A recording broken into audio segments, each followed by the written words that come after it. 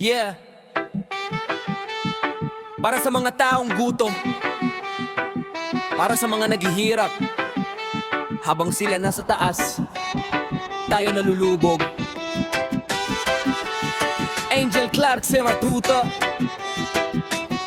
70 vibes.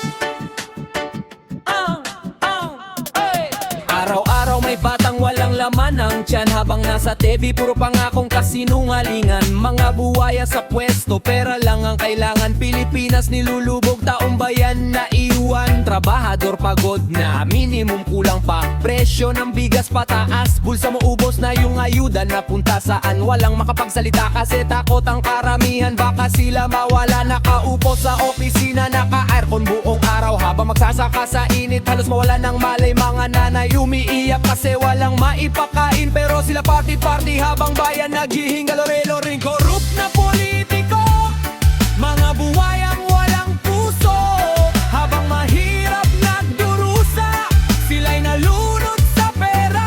Madami gutom sa Pilipinas, marami rin ang naghihirap. Utang dito, utang doon, pero pera ng bayan ubos na ngayon. Kabataan nawawalan na ng pag-asa, diploma hawak pero trabaho wala. Krimen dumarami kasi hirap ang buhay, habang yung nasa taas lalong yumayaman araw-araw. Nasaan ang hustisya, nasaan ang pagbabago? Bakit parang bulag sa totoong nagaganap dito? Kalsadang sira, ospital kulang gamit, pero mansyon nila palaging bagong paint. Taong bayan pagod na sa paulit-ulit na drama. Tuwing eleksyon bait-bait ang kunyari, may awa pagkaupo sa pwesto. Biglang nag-iba, parang mga lobo na nakasuot ng tupa.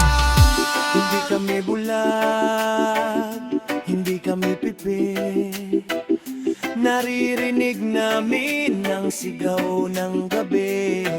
Mga batang umiiyak dahil walang